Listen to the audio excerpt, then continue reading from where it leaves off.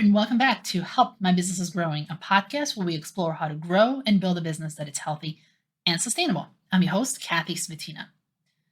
Marketing the business today can be pretty overwhelming because it's daunting to keep up with all the new tactics and platforms and trends that pop up what seems to be every few days. And there also seems to be this overwhelming pressure to tie most of your marketing efforts down to social media or to keep it purely in this digital space.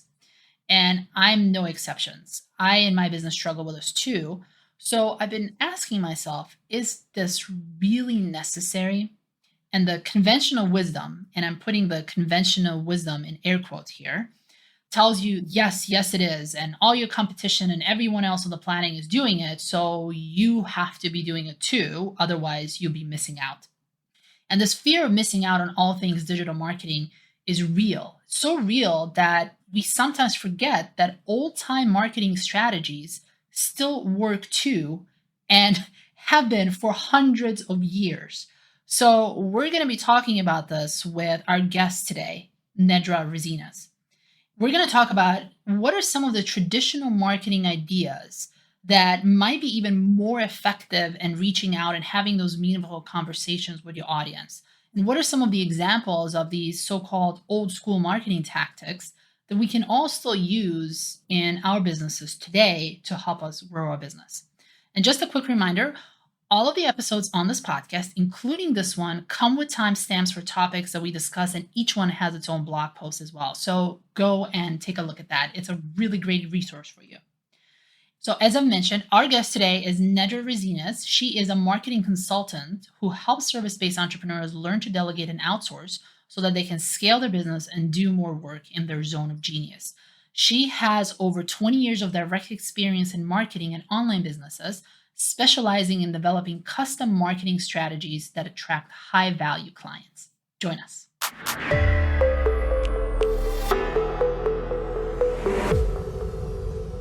Welcome to the show, Nedra. Great to be here, Kathy. I'm super excited you're here because we're going to be talking about marketing, but not just in terms of marketing for social media, but what are some of the other ways that people can actually go and market themselves? Because what I've noticed that marketing for small businesses these days seems to be synonymous with social media and social media presence. But I'm wondering, what do you think? Why do we get in this place? And why do you see this as problematic? Yeah, I think a lot of it has to do with just like that feeling of keeping up with the Joneses or keeping up and doing what everyone else is doing and this pressure that you feel from your colleagues or your competition. I see that a lot in my clients, feeling like they have to meet or exceed what they're trying to accomplish in the digital marketing space. And are like, oh, is my competition on TikTok? Does that mean I have to do it too? Or just that pressure of how many platforms should I be on? It's really intense. Like there was one day in December, I'll never forget, where I had multiple phone calls with different people in my network, and all I wanted to ask was, which platform should I be on? What should I be doing? And I'm like, whoa, slow down. I think the question is, who is your audience and where are they? And then that will lead you to answering that question. And, you don't want to just start doing something because so-and-so said that. You have to understand what your business is and who's your best clients and where are they spending their time. Yeah, and I see that a lot too now. I spend a lot of my time on LinkedIn because that's where most of my audience is. And I see people recommending TikTok these days, and it's just not something, it's very easy to go and chase that shiny new object when it comes to social media. Absolutely. And, I've used social media from the get-go. I mean, I was using LiveJournal back in the mid 2000s when that was like a way to learn about what was happening in my city and kind of connect with people. And then that was right before Twitter imploded on us. And, Twitter, I was teaching a social media class last week, and I was explaining what Twitter was for me back in 2008 or 9. It was going to conferences and connecting with people in different sessions and then saying, hey, you want to grab lunch? It was very quiet, very, very social. And I got to just meet people, and it was such a different platform. It was really fun. It was not full of bots and news reporting. It was much more like collaboration and just a completely different platform. And so I think it's good to remember how things evolve, like good intentions. But again, like you said, TikTok could be a splash in the pan, and Snapchat, who's talking about that? That was so popular. Now we're on to TikTok. What's going to be the next big thing? It's Clubhouse. There's just so many. It's like, you just got to just put your focus on and just like what really matters. And it's hard. Shiny object syndrome is a thing. So you know. So, what do you see that works well with your clients, the people that you're working with that might not have that big of a social media presence? What do you see that works well for them?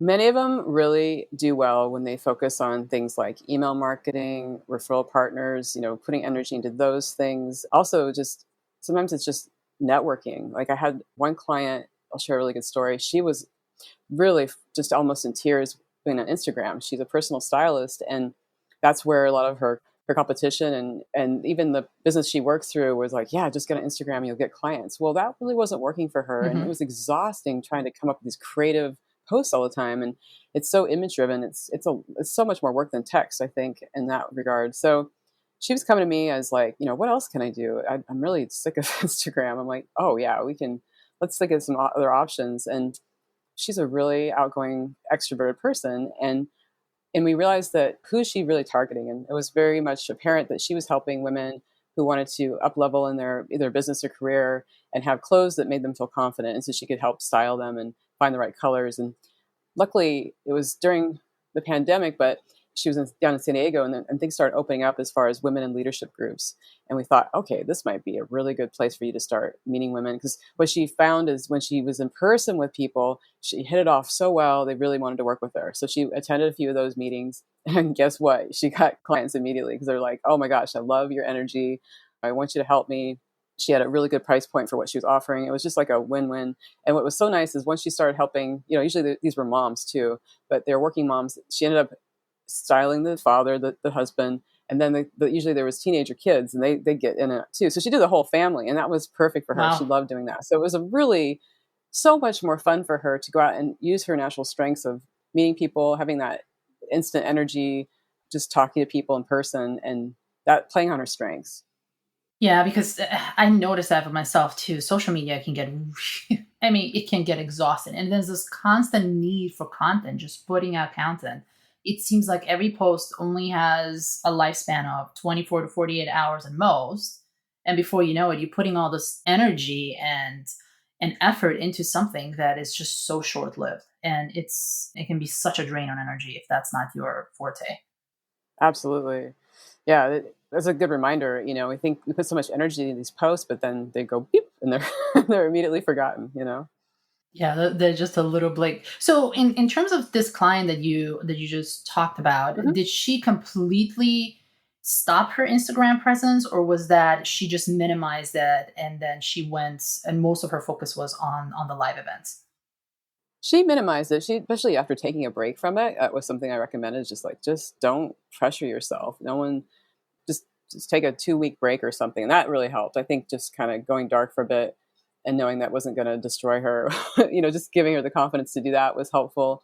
And then also reconfiguring what that meant, like, and redefining what is a good post. And it's nice when you start getting clients because then you can start putting pictures of clients, happy clients in the post, which was something that was Hmm. easy for her to do. But then she started realizing she could do some really other creative aspects of what designing clothes and styling people, and then the pressure just to do it a few times a week instead of daily. I think she ended up going back to just 2 to 3 times a week at the most, and I think even slowed down from there. And then one of the things we talked about too, which helped out, she hadn't reached out to her own network of people. She had been doing the personal styling for a while, but hadn't really even told her family, friends, past colleagues, past coworkers, the whole network of people that she's known for a long time.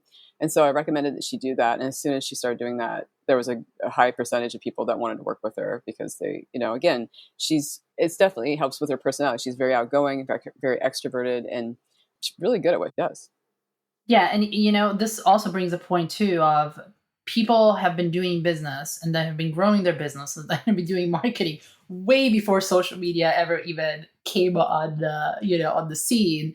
So there is value in going back into these quote unquote old school things, and they can really drive the business forward. So what else have you seen that works particularly well? So we've talked about networking events, we've talked about reaching out to your previous network. What else has been really helpful to the clients that you worked with?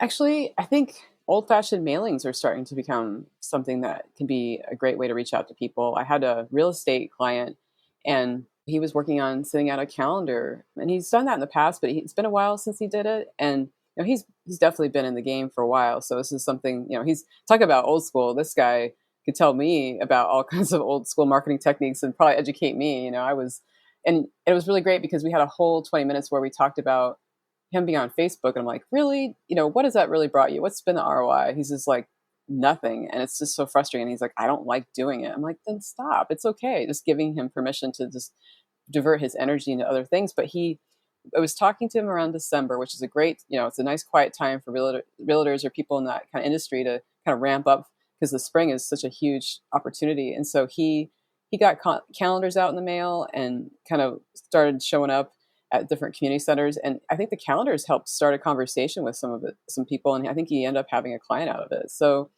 having something physical to send to people can be really great, but you want to be thoughtful about it. And I think he had some handwritten cards with those, so it wasn't just like some random calendar in the mail. And I've gotten some those too, from realtors, and it did make quite an impression on me. And I think the more personalized you can go with that and send people something useful to people, it's going to stand out. So was he sending these things in a mail? Did he have a list already of the people that were previous clients, or were there these like new people that he was sending it out to? Basically, just opening, I don't know if they still have phone books. Probably not, and just basically Yeah. sending it to people that are in this area. How did that really look like for him? Yeah, luckily for him, he had previous lists, and then he also brought on an admin person to help him go through and see if people actually lived at these places still, because that was part of it. He had these, I mean, he had like he told me he had boxes of all these like contacts, and finally we narrowed it down to a reasonable list, but then also did some verification to make sure that they actually lived in these places, because it had been so long since he's done that, so that they probably moved, or. So it was definitely to his advantage that he had previous people. But that's actually, it's funny, a lot of clients come to me because they forget they have these assets around them of what they can do for marketing. And I think it's because it's such a big push for the digital and the social, that it's like, oh yeah, wait, we can go back to the 90s and do things like that too, and that's okay. Yeah.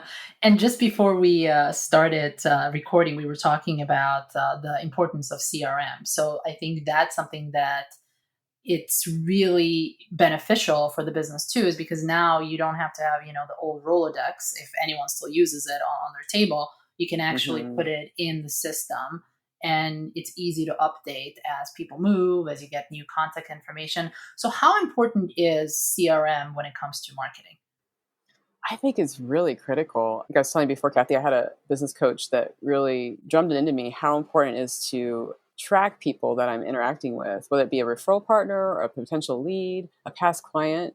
And, how often am I talking to them? Because, you can make it up in your head and going, well, I think I reached out to them last month, or I might have sent them a card. I don't know. And, when in reality, that's probably not at all true. Your, Yeah. your brain's probably filling in the gaps there that, it's not happening. So the CRM just keeps you honest and helps remind you to follow up with these folks. And it could be, there's so many different ways to do that without having to use social media. You can call people, you can send them an email, you can write them a letter. There's just, you can get really creative when it comes to that and have a lot of fun. And I think people are starting to do more of these like coffee lunches now that we're in this phase of everything. So I see more people doing things kind of like they were a couple of years ago, which is great. But yeah, CRMs I think are critical to helping you keep honest about what you're tracking and who you're reaching out to, and what progress you're making. So, what are some of the things that you should be tracking, at least at a minimum level, when you're putting that data into the CRM? I think it's important to see if if you have an email list, are they on your email list? And you have to be careful how you ask that, because one of the things I actually recommend people do is, like, and every time you have like a contact form out there online, or anytime you're talking to people, ask them if they'd like to be on your email list. I think that's really helped me grow my list. I've been really happy to see how many people say yes. So just don't assume the worst, like actually assume the best, I think is good. And then also, are they also interacting with you in a different capacity, or do you have someone else in common? That's also really helpful to know if you have like someone mutually that you can both respect and have as a trust building person, like that. I think CRMs really are good about connecting the dots. It helps take the place of having to go on LinkedIn. You can also create your own little mini system of that, which is really powerful. And then just being really good about taking notes about, did you call them? Did you email them? There's usually patterns, right? Like sometimes people, and then also you can check at the certain times of the year, because right now I feel like it almost feels like it's the holidays. Things are really quiet, right? People are just busy, it's vacation time. But September could be a really good time to look at that CRM and go, okay, I'm going to contact these people, and there's a higher chance they're going to respond to you because they're just more in that. Kids are back in school. Let's do things. Let's get this done before the end of the year. Kind of, let's fix some things. And do you have any recommendations for someone that's really looking for a CRM? And I will throw one in for myself because I've been really struggling with having a CRM that is I'm a service-based business that would be requiring as minimal input from me as possible. And I have tried everything. I have tried HubSpot. I have tried, you like some Zoho, Bigin. I've tried every single one. And none of them really worked for me except the ones that are AI driven. So the one that I use right now is Cloze, Cloze.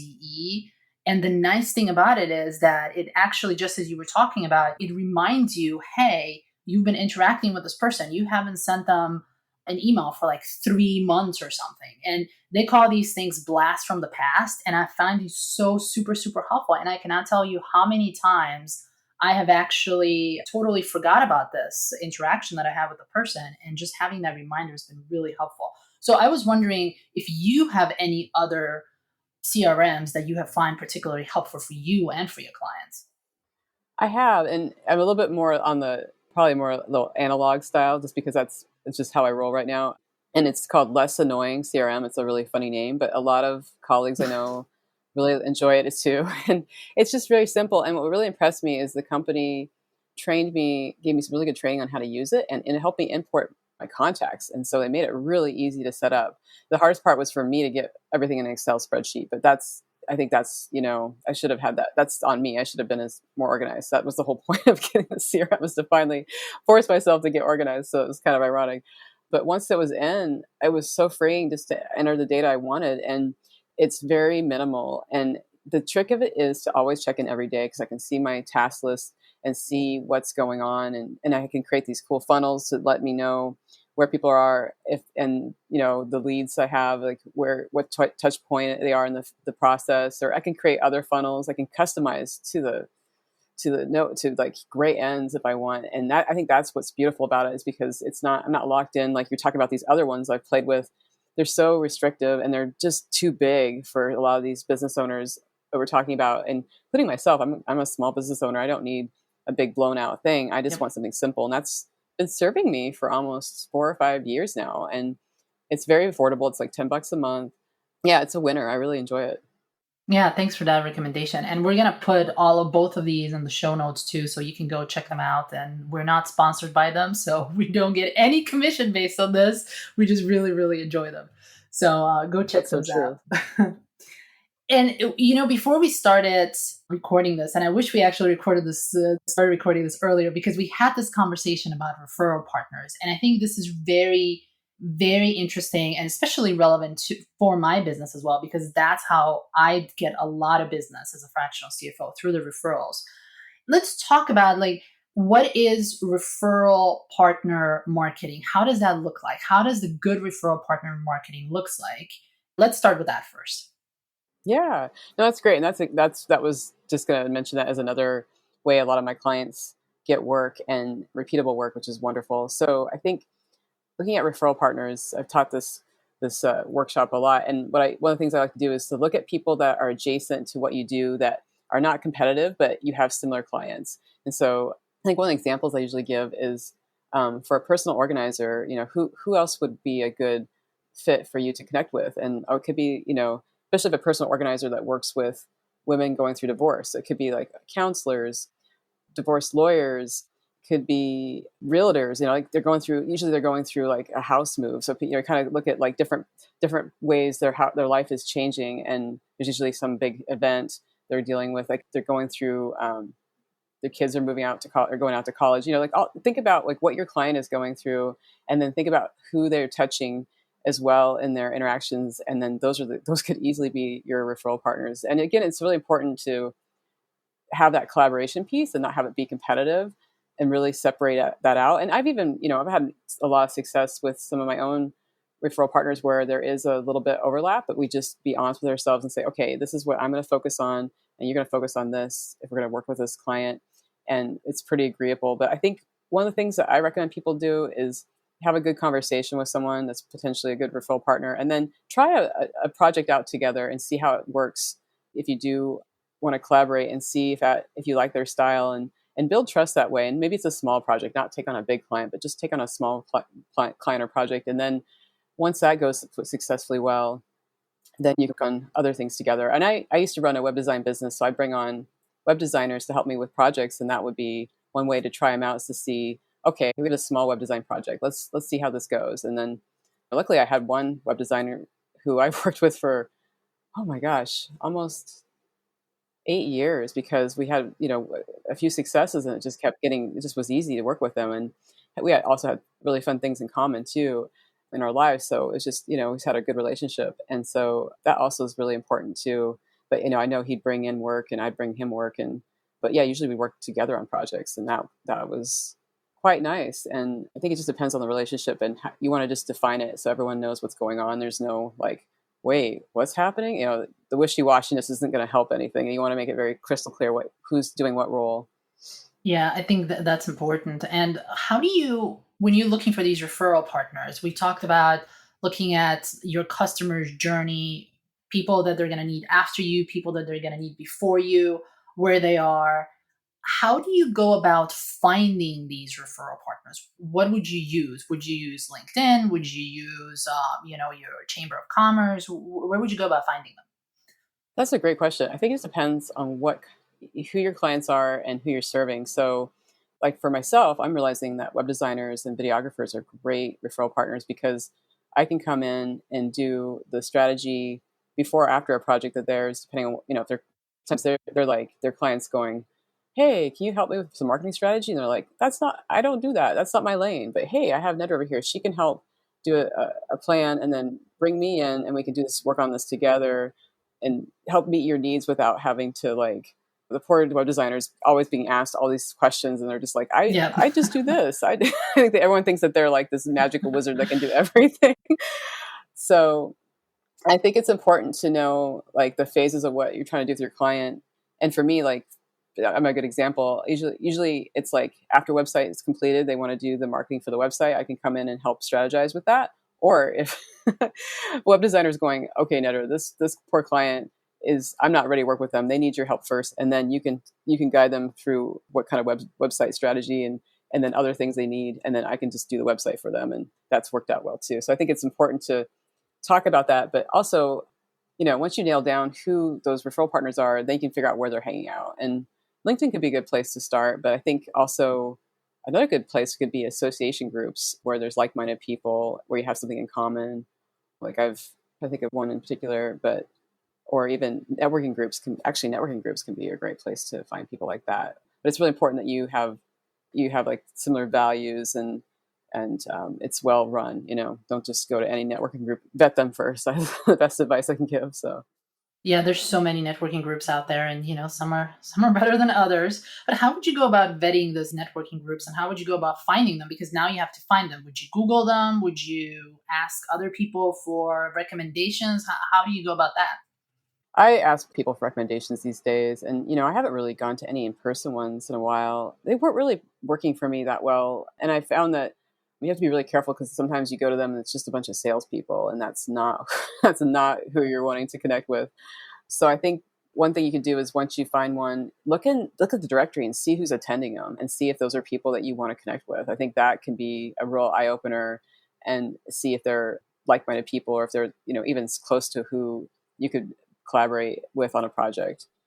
And one tool that I've actually found recently that really helps me with that is it's called SparkToro. It actually finds these audiences and these associations and the networking groups where your target audience is at, and who you're trying to target. So it actually does a lot of the research for you, and obviously you still have to go through it, comb through it, make sure that it's relevant to you. But that is something that I have found in my business that has worked really well for me. So the name of the tool is called a Spark Tour, and we're also going to put that in the show notes as well. That sounds like great. I want to check that out. So we also talked about, now that you've figured out where these referral partners are at, where they're, who they are, now you've identified these people. How does the process of keeping in touch with them so that it's productive? How does that really look like? Yeah, that's what CRM comes into play. So it helps remind you to kind of gentle reminders of like, hey, when's the last time, like you were saying earlier, when's the last time I spoke with this person? Was it 3 months ago? Really? And I think a good rule of thumb is once a quarter, depending on what, how often. I mean, maybe you're in a networking group together, so you see each other monthly. So that wouldn't be an issue, but maybe you're not. And so that could be a great way to connect. And it could be simply an email. I actually just did this the other day where I reached out to a bunch of people via email, and that was very successful. I got a lot of great responses, and I think I might be getting some work out of it. So it does pay off. And especially to share good news or share something that is upbeat can always be so good. Even if it's something simple and little, it doesn't matter. Like I think people are so hungry to hear and be seen and hear something positive. That can be just enough to be like, hey, yeah, I do want to talk to you. I want to dive a little bit deeper into this because what I've seen, there's advice, you got to reach out to them. But the question is always, like, what do you really talk about when you send an email to these people? Because, and I know, and I've seen that and I've heard that, and I see that with myself as well. It's like, I don't want to be a nuisance to them. Like every 3 months, I don't want it to be like they know that I'm trying to follow up with them because they've come across, my CRM told them, oh, it's been 3 months. You got Hmm. to go and contact them. What are some of the things that you can send them so that it's not just, hey, here I am, but that it's beneficial to them too? Exactly. So this is what I've kind of learned in the last few years is to really be a human with people. People appreciate if you remember details about their own lives and actually, connect with them. Like so a lot of times these emails I send out, I'm like, hey, how's your summer going? What are you doing for vacation? How's your family doing? Just really being more thoughtful about that as much as possible and adding a little bit more personal information in there. I think that's actually how I start out my emails. Like, how's your summer going? Are you taking a break from work? I'm actually going camping and I'm really excited to get off the grid. Like that was really how I started it. And I think the more you can be yourself and not have it be so businesslike is just takes the pressure off, and then it just makes it more of a normal, natural relationship. Because my referral partners, I want to get to know them because I also want to be able to send them gifts if they do refer me. And like I just had a great experience where one of my referral partners referred me and it was great. And so I wanted to thank him. And I know he likes Star Wars. So I sent him this really cool cutting board with a fun little Star Wars saying on it. And I'm like, sweet, I think this will be a really great, it's very custom. It's like on Etsy. It's a really thoughtful gift. And so I think getting to know your folks that you're working with can only be to your benefit because one, you get to know how to gift them. Two, you just get to know them and you get to like have a good relationship with these people because who you want to enjoy the people you work with. Like, otherwise, what's the point, right? So I think that can take the pressure off of like what do you say, and you can just be like, hey, I know you moved last month. How'd that go? Or just something simple. Just and that's what the CRM is helpful to keep remind track of. Does these people have kids? Do they? What's going on in their lives? How can you make just acknowledging things that are going on just helps it make it more real and personal. I love that, especially the whole gifting idea too. I mean, I do a lot of that as well. Every single time, either someone sends me business, or I just sometimes just send them a gift just because. So let's talk a little bit about how do you actually reward people for sending you business, because we also had a discussion about referral fees, and we're both on the same page. I do not, in my business, I don't take referral fees and I don't give referral fees. I definitely thank all my referral partners. I send them a gift, cookies, chocolate, whatever it is, whatever they really like, because I do want to acknowledge that relationship, and I definitely do want to thank them, and I'm really really thankful every time people send me business. But the reason why I don't take referral gifts or give referral gifts is because I want them to be neutral when it comes to looking for providers. I want them to go and find the provider that's the best for the client based on who's the best, not where they're going to get the money from. And on the other side, for me as well, I don't want to have that bias either, because for me, since I'm so close to the purse, so to speak, being a fractional CFO, I don't want that, the referral fee, to in any way be a bias in me thinking, who is going to be the best for this client. So I always want it to be very straightforward and black and white. So that's why I don't do the referral fees. But I want to take your take on that. What's your idea about the referral fees? How do you feel about that? I agree. I had a good colleague of mine tell me about, she's an interior designer, and she was saying how she had this one lighting company she was referring a lot of work to, and they kept saying, "Yeah, thanks very much for the referrals. We'll reward you. We'll something." And this was like, months went by, and I think almost a year went by, and then finally my colleague got something in the mail, and it was a check, and she's just like, "Seriously, that's what you sent me? Oh my god! Like, I wish they hadn't done that, because that just soured the whole relationship. Like, why couldn't you just like send me a thank you note, or acknowledged, or even a gift, or yeah, like you said, cookies, flowers, something would have been much better than that." So I think expectations can be really just muddled, and emotions get involved. And yeah, so I agree with you, Kathy. It's really important to, for integrity's sake, just to not play with that and do different things. And my philosophy is, I read the book Giftology by John Ruhlin a couple of years ago, and it kind of changed my whole outlook on gifting, especially even with my family. Like, his idea is, he started out selling knives as a young man, and they're custom. You could put like initials or names on them, and people really loved them, and they were something that people could talk about. You had a barbecue and you had this knife, and you're like, "Wait, where'd Yeah. you get this knife?" It was like a conversation starter.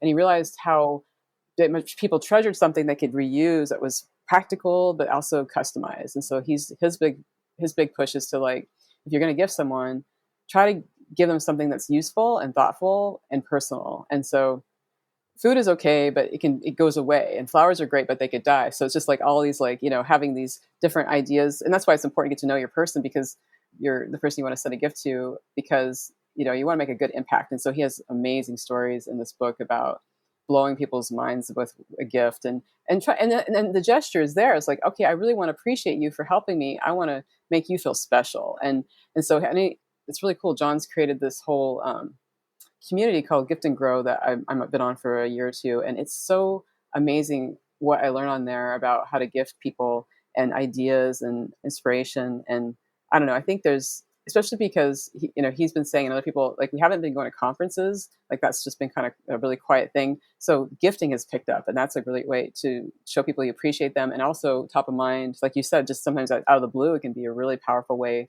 I've gotten speaking opportunities and work because I've gifted people and just surprised them, and did it really thoughtfully. Like, there's this really cool company called Pop Up Cards. Like, I knew this one colleague of mine really loves unicorns. There was this really fun pop up card that had a unicorn in it, and it just like blew his mind. He was just like, "Oh my god, this is awesome! Thank you so much!" And just really helped us spark a conversation. So I think the more you can get to know people, and have that wow factor, it's so fun, it's so rewarding, and it really makes them feel special. And that's the whole point, is to connect with them on that level, and kind of take it a notch up before above what just a business relationship. Because I think things are evolving, and we're beyond that now. If you want to really connect with people, it's like you got to really make a difference, make an impact. I love these example. I'll definitely check out that book Giftology, because that's something that I'm really interested in. And it's also, it feels great for the person who receives it, but it also feels great for someone who gives it as well. And I notice every single time I send the gift out, I'm really looking forward to the person enjoying it just for the sake of enjoying it. So it's almost like a give in a way as well. Oh yeah, and I could tell the serotonin in my brain lights up when I start gifting someone, or planning something for someone, and I really treasure it, because it really helps me feel like I'm showing them the gratitude I have in a way that's going to really light them up. And you don't always get a chance to do that very often. And so the more, like I said, it's really really important to get to know people, so you're not just sending them something blah. Because I've got sent stuff in the mail. I'm just like, seriously, don't you know I don't drink black tea? Like, don't you, you didn't do your homework, like, or, you don't know me that well. Oh, I wish you would have just asked me. So it's just funny. Yeah. And this gift giving also extends to clients as well. So what I like to do in my practice, I would just randomly every couple of months I will send them a gift through the mail, because it really takes that client relationship up to the next level because they know you care. You want to make them feel special.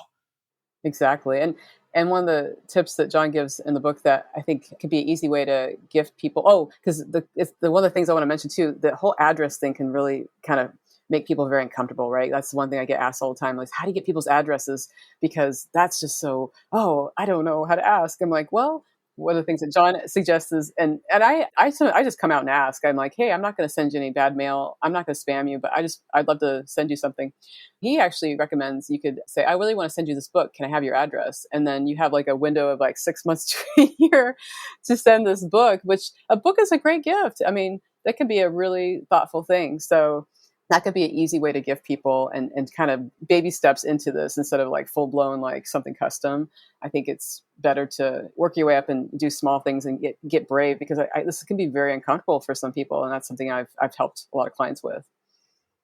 Yeah, and some people don't want to give out their home address. So usually, the way how I asked them in the past is, "What's the best mailing address?" Exactly. Because it Yep. could be, it could be a PO address. It could be something they want to send to. I mean, it could be anything, right? Versus, "Hey, what's your home address?" Seems so invasive. Oh, absolutely. Yeah, I see the same thing.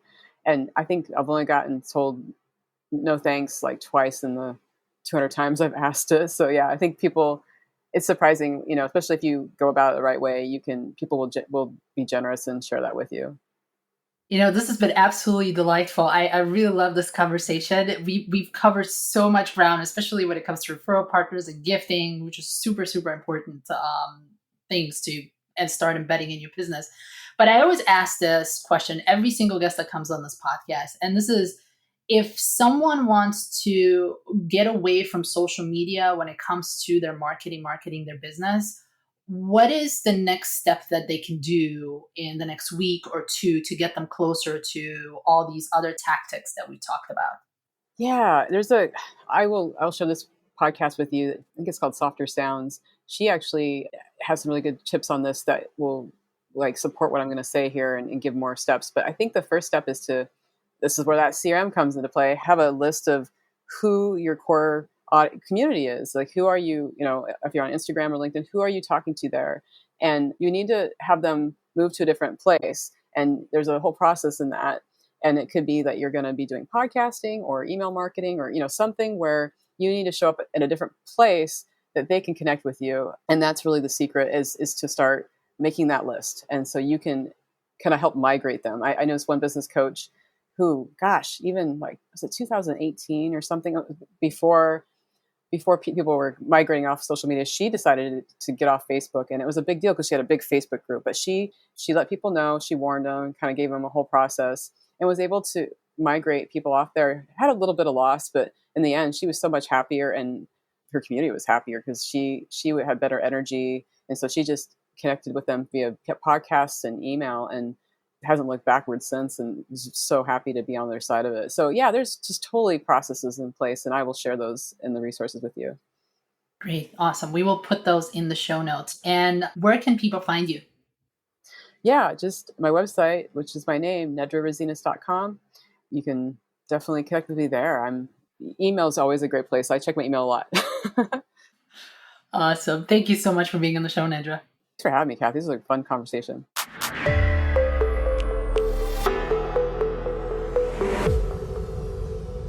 Thanks so much for joining us, and I hope that today's episode has inspired you to step back, reevaluate your marketing, and check out what timeless marketing tactics can still work for you today and for your business. Next week, I'm excited that we are going to have Michael Haynes back as a guest, and we're going to be talking about strategic planning. It's going to be a great discussion. So I highly, highly recommend that you tune in. Also, if you love this episode, you can find all the timestamps, show notes, blog posts, and links on the website, newcastlefinance.us/podcast. And before I go, as always, I do have a favor to ask. If you're listening to this on Apple Podcasts, if you could please go to the show and tap the number of stars that you think the show deserves, because this kickstarts the algorithm and it helps other people find it too. Thanks so much. Until next time.